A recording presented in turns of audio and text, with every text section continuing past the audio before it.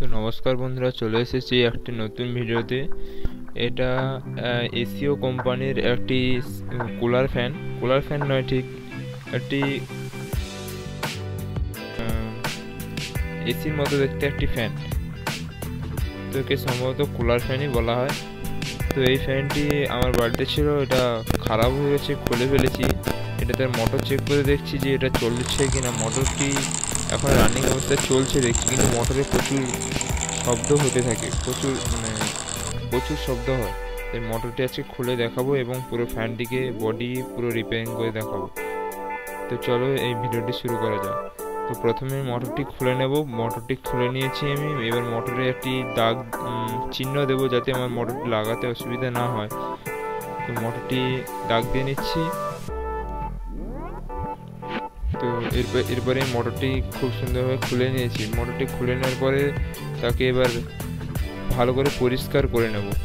পরিষ্কার করে নেওয়ার পর আমার ওখানে যেটা দিয়ে আমি পুড়ছি সেটা হচ্ছে বিয়ারিং টাইপের আছে। সেটাকে যদি অতিরিক্ত টাইট করলে মোটরটি কিন্তু ঘুরবে না। যাদের বাড়িতে যদি এরকম কোনো ফ্যান থাকে তাহলে তোমরা ভিডিওটি অবশ্যই দেখতে পারো এবং ভিডিওটিকে লাইক কমেন্ট শেয়ার করে সবাইকে দিয়ে পাঠাতে পারো।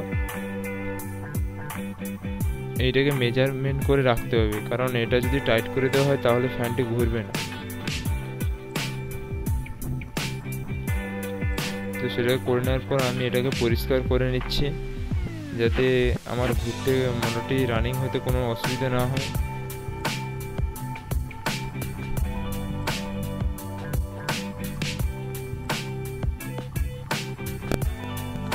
আমি মোবাইল নিয়ে নিচ্ছি, কারণ মোটরটি যাতে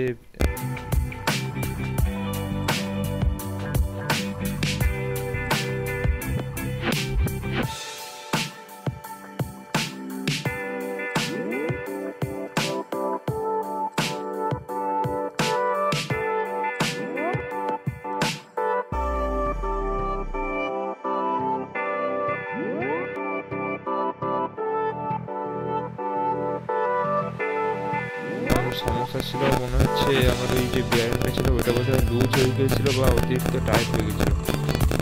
এইবার ফ্যানটি আমার ভালোভাবে চলছে, খুব কম শব্দে ফ্যানটি চলছে। তো এবার চলো আমি এই বডিটাকে পুরো ফ্যান সেটিং করে দেখাবো তোমাকে।